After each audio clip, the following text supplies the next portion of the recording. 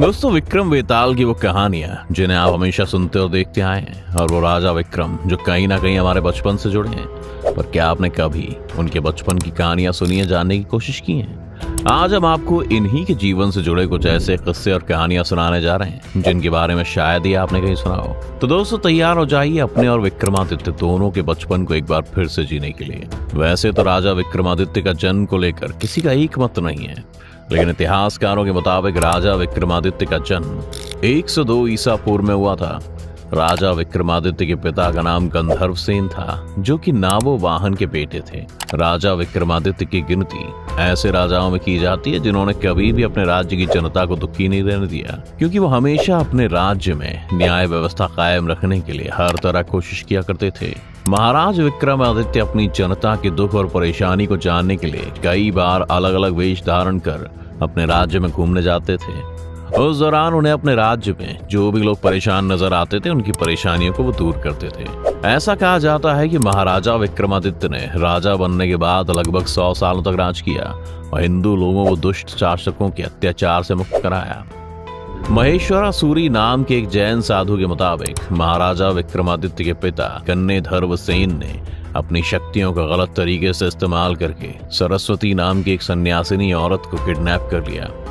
Kidnap हो जाने के बाद सन्यासिनी सरस्वती का भाई शक शासकों के पास पहुंचा और उनसे मदद मांगी, जिसके बाद शक शासकों ने गर्दभिल के साम्राज्य पर आक्रमण कर दिया और युद्ध में उसे हरा दिया और उस औरत को छुड़ा लिया। लेकिन युद्ध हारने के बाद गंधर्व सेन लगातार जंगलों में ही भटकते रहे और कुछ समय बाद ही जंगली जानवरों ने उनकी हत्या कर दी थी। बस इस घटना के बाद से ही महाराज विक्रमादित्य ने शक शासकों से इसी बात का बदला लेने की कसम खा ली थी। ऐसा कहा जाता है कि शक राजाओं ने अपनी शक्ति के बल पर भारत के उत्तर पश्चिमी हिस्से पर कब्जा करना शुरू कर दिया था और वो हिंदुओं पर अत्याचार करने और उन्हें मारने लगे थे। ऐसा माना जाता है कि तब ही हिंदुओं को शकों के अत्याचार से मुक्ति दिलाने और अपने पिता की मौत का बदला लेने के लिए राजा विक्रमादित्य ने शक शासकों पर आक्रमण कर दिया था और करूर नाम की जगह पर कई शक शासकों की हत्या कर दी थी। यही कारण था कि कई ज्योतिषी और उनके राज्य की प्रजा ने उन्हें शकरी नाम की उपाधि दी थी। ऐसा कहा जाता है कि इसी घटना के बाद से ही विक्रमादित्य संवत की शुरुआत हुई। आपको बता दें कि लगभग 34 ईसा पूर्व एक ग्रंथ लिखा गया जिसका नाम था ज्योतिर्विद्या भ्रमण। इस ग्रंथ के मुताबिक ये माना जाता है कि विक्रम संवत की स्थापना महाराजा विक्रमादित्य ने 57 ईसा पूर्व की थी। इसलिए महाराजा विक्रमादित्य को विक्रम संवत का ओरिजिनेटर माना जाता है। राजा विक्रमादित्य के लिए ऐसा कहा जाता है कि राजा विक्रमादित्य इतने पराक्रमी थे कि उन्होंने रोम के राजा जूलियस सीजर को भी हराया था। रोम के इतिहासकार लिखते हैं कि उस समय रोम में समुद्र की तरफ से एक ऐसी सेना की आंधी उठी थी जिसे हम रोक न सके थे और उस ताकतवर सेना ने हमारे राजा को किडनैप कर लिया था। कुछ ग्रंथों और पुराणों के मुताबिक राजा विक्रमादित्य को काफी सारी दिव्य शक्तियां भी मिली हुई थी। जैसा कि हमने बताया कि राजा विक्रमादित्य के न्यायप्रिय राजा थे और उनकी इसी अच्छाई को देखते हुए एक बार देवेंद्र ने उन्हें स्वर्ग में बुलाया था। राजा विक्रमादित्य के स्वर्ग में जाने के बाद इंद्र ने अपनी सभा में 2 नृत्यांगनाओं यानी डांसिंग गर्ल्स को बुलाया था, जिनका नाम रंभा और उर्वशी था।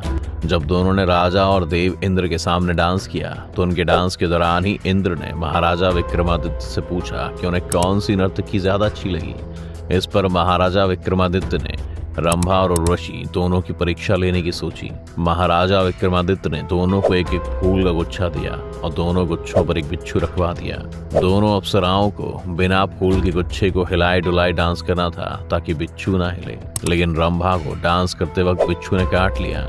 लेकिन उर्वशी ने इस दौरान अपना बैलेंस बनाते हुए काफी अच्छा डांस किया था।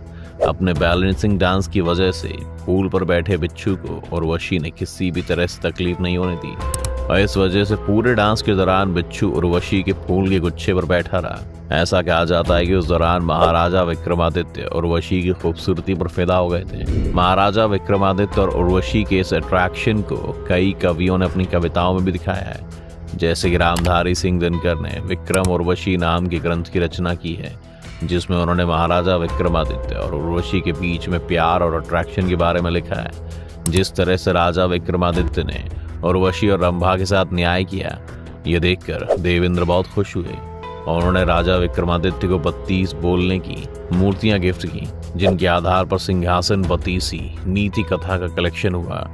इसके साथ ही महाराजा विक्रमादित्य अपनी बेताल पचीसी के लिए भी काफी ज्यादा फेमस है। इस कहानी में बोतल के बारे में बताया गया है। ऐसा कहा जाता है कि एक साधु की सलाह पर महाराजा विक्रमादित्य ने एक बेताल को पेड़ से उतारकर अपने कंधे पर बैठा लिया। महाराजा विक्रमादित्य के कंधे पर बैठकर बेताल ने उन्हें श्राप दिया कि अगर उन्होंने उसके किसी भी सवाल का जवाब गलत दिया तो उनका सर धड़ से अलग कर दिया जाएगा। ऐसा कहने के बाद बेताल ने उन्हें कई सारी कहानियां बताई थी और हर कहानी के आखिर में बेताल महाराजा विक्रमादित्य से उनका फाइनल जुडिशियल डिसीजन पूछा करते थे। इस बेताल पचीसी में बेताल द्वारा पूछी गई ऐसी 25 कहानियां इकट्ठी की गई हैं। वैसे तो राजा विक्रमादित्य खुद भी बहुत पराक्रमी थे और उनके दरबार में ऐसे लोग थे जो कि काफी समझदार और विद्वान थे। उन्हें राजा विक्रमादित्य का नवरत्न कहा जाता था। इन नवरत्नों का नाम धन्वंतरी, शंपका, अमर सिम्हा, शंखु, खातागरपारा, कालिदास, भट्टी, वररुचि, वरामिहिर थे। भले ही राजा काफी समझदार और पराक्रमी थे, लेकिन एक बार उन्होंने भी एक गलती कर दी थी और जिसकी वजह से उन्हें बहुत सी परेशानियों का सामना करना पड़ा था। पुरानी कहानियों के मुताबिक एक बार देवों में बहस छिड़ गई थी कि उन सब में सबसे अच्छा और बड़ा कौन है। इस सवाल को जानने के लिए सभी देवता देवेंद्र के पास गए थे, क्योंकि देवेंद्र पहले ही राजा विक्रमादित्य से मिल चुके थे।